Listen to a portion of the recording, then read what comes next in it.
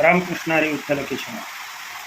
मुलामुलींची लग्न जुळत नाही किंवा त्या मुलांची लग्न होत नाही, ही अशी बोंब मारण्यापेक्षा मुलामुलींची लग्न जुळवण्यापूर्वी लक्षात ठेवा काय पाहणं आवश्यक आहे. नुसती मुलामुलींची लग्न जमवू नका. कोण पसंत नाही म्हणून माघारी लावते, कोण मुलाला शेतीवाडी नाही म्हणून माघारी लावते. कारणं अनेक आहेत. वास्तविक कथा कोणताच पालक, मग ते मुलीचा असू द्या किंवा मुलाचा असू द्या, त्यांच्या बाह्य आयुष्याची कधीच काळजी करत नाही. एकदा की म्हणजे आपल्यावर असलेली जबाबदारी प्रत्येक पालक हा उरकून त्यातून रिकामं होणं, आपण रिकामं होणं आणि पुढे आपल्या मुलाला आणि मुलीला अडकवणं. जरा आईवडिलांना हे बोललं जरा लागतील, परंतु सत्य परिस्थिती आहे ते मी सांगतो. कशी सत्य परिस्थिती आहे तर लक्षात ठेवा. एक म्हणजे मुलींची वय, मुलांची वय जर 27, 28, 30च्या पुढे गेलेली असतील तर निश्चितच त्या मुलांना सेक्शुअल प्रॉब्लेम असतो. अगदी 90%, मी सर्वांच्या बाबतीतच बोलत नाही, परंतु 90% हा मुलीमध्ये आणि मुलामध्ये प्रॉब्लेम असतो. तर या टेस्ट प्रथम तुम्ही करा. गुण जुळवण्याच्या भानगडीत पडू नका. माझं स्पष्ट मत आहे, लक्षात ठेवा. गुण हा नंतरचा प्रश्न आला, पण तत्पूर्वी किंवा गुण जुळल्यानंतर हे करणं फार महत्त्वाचं आहे. नाही हे केलं तर मुली किंवा मुलं 2 महिन्यामध्ये 3 महिन्यामध्ये एकत्रित राहून लगेच घटस्फोट, म्हणजे समाज सुधारण्याच्या ऐवजी बिघडला जातोय. तुम्ही एखाद्या मुलीचं लग्न तुम्ही ज्या वेळेला पाहायला जाताय त्यावेळेला किंवा मुलाचं पाहायला जाताय त्यावेळेला त्या मुलाचा स्पर्म काउंट आलं का लक्षात? त्याला कोणता इतर दोष आहे का? फक्त सर्व्हिस बघू नका त्याची, लक्षात आलं का? त्याला सर्व्हिस असली म्हणून तुमची मुलगी समाधानीच राहील, तिथं सुखाने नांदेल असं नाही आहे. हे दोष जर त्या मुलाकडे असतील तर लग्न करून जे चाललंय त्याच्यामध्ये कशासाठी आणखीन वाईट करू इच्छिता? एकटा जीव आहे तो व्यवस्थित आहे ना, तो त्याला आणखीन दुःख देण्याचा प्रयत्न करू नका ना.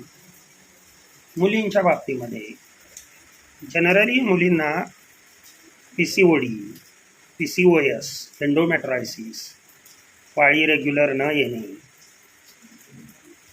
हे विकार असतात. आणि हे विकार काय त्यांना आपोआप झालेले नसतात.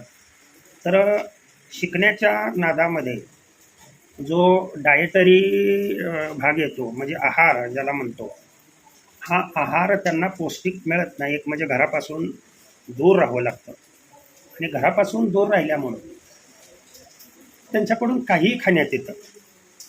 मग ते चायनीज असेल किंवा हॉटेलातील कोणतेही पदार्थ असतील, ढाब्यावरील कोणतेही पदार्थ असतील, हे त्यांच्याकडून खाण्यात येतात.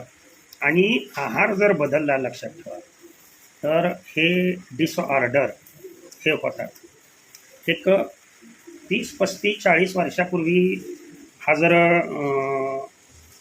तुम्ही इतिहास पाहिला तर तुम्हाला त्यावेळेला हे असले प्रॉब्लेम मुलीमध्ये दिसत नव्हते. आता मुलगी जर 30 वर्षाच्या पुढे वय असेल किंवा इन केस समजा 27, 28 वर्षाच्या पुढे तिचं वय असेल तर निश्चितच लक्षात ठेवा तिला आता वरीलपैकी सांगितलेल्यापैकी कोणता ना कोणता हा दोष तिच्यामध्ये असतो. वास्तविक पाहता स्पर्म आणि यग तयार करण्याचं वय जे आहे ते 18 वर्ष ते 20 वर्ष या दरम्यानच व्यवस्थितरित्या ओव्ह्यूम तयार होऊ शकतो मुलीकडे आणि मुलांचा स्पर्म काउंट चांगला असतो. यापेक्षा जर वय पुढं गेलं असेल तर त्या मुलामध्ये स्पर्म काउंट व्यवस्थित असणार नाही. त्याच्यामुळं तुम्ही लग्न जरी केलं तरी त्यांना अपत्य होणार नाही. आणि अपत्य जरी समजा करायचे म्हणलं तर कमीत कमी खर्च दवाखान्याचा नाही म्हटलं तर मग त्यामुळं रोष वाढत जातात. मी काय म्हणतोय ते पहा. मुलींना त्रास का होतो? मग सासूबाई सासऱ्याची इच्छा असते की मुलीला काहीतरी अपत्य झालं पाहिजे. मुलीमध्ये हा जर दोष असेल तर तिला अपत्य होत नाही. मग खर्च होतो. मग हा खर्च विनाकारण होतोय. त्याच्यामुळं त्यांची मानसिक संतुलन सासू सासऱ्यांचं बिघडतं आणि मुलाचा दुसरं लग्न करायचं किंवा घटस्फोट घ्यायचा. आणि मुलीलाही असं वाटतं की जर आपल्या पतीमध्येच दोष असेल तर आपण याच्याबरोबर राहून उपयोग काय? लक्षात येतं का तुमच्या? घटस्फोटाच्या कारणापैकी सर्वात महत्त्वाचं आणि मोठं कारण हे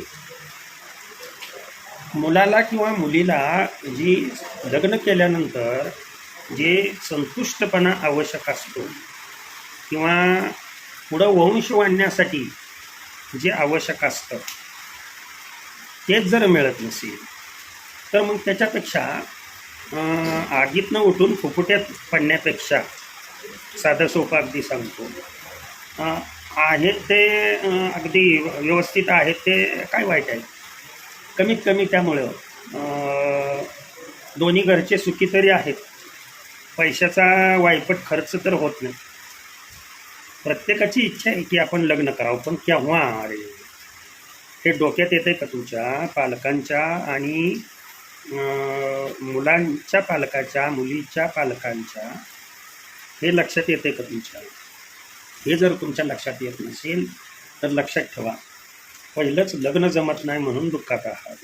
आणि लग्न जमल्यानंतर पुन्हा मुलं होत नाहीत, अपत्य होत नाहीत म्हणून आणखीन दुःखात पडण्यापेक्षा मला वाटतं, हा माझा पर्टिक्युलरली विचार आहे, याच्यावरती विचार होणं, थिंकिंग होणं हे गरजेचं आहे. बरेच जण ते गुण जमवायला जातात. अरे गुण जमवायला जाताना तुम्ही तुमचा जन्मवेळ ही अचूक असते का?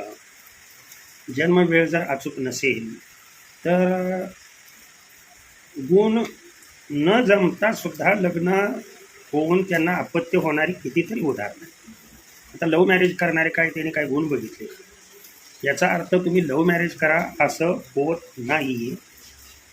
फक्त कुठलेही कार्य करत असताना समोरून त्यातून काहीतरी नवीन उत्पादन होणार आहे का हे पहा. म्हणजेच मुलींचा हे PCOS याचा प्रॉब्लेम आहे का? मुलीमध्ये कोणते दोष आहे? मुलगी चांगली आहे आणि अंगावरती कुठंतरी पांढरा चट्टा आहे, त्या पांढऱ्या चट्ट्यामुळं तिला नाकारली जाते. अरे ती योग्य आहे ना तुमचा वंश वाढवण्यासाठी? आलं का लक्षात? बरं पुढच्या पिढीमध्ये पांढरा चट्टा आहे म्हणजे तो काही दोष आहे का तिच्याकडे? का तिला कोड भरलेला आहे? पांढरा चट्टा अनेक कारणामुळे येऊ शकतो, तो कोडच असेल असं नाही. तर याचा कुठंतरी विचार व्हावा असं मला वाटतं.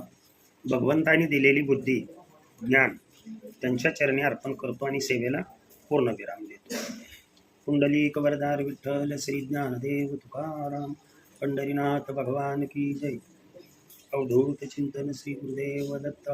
श्री स्वामी समर्थ योगीराज हरिहर महाराज की जय. विठ्ठल विठ्ठल विठ्ठल विठ्ठल विठ्ठल.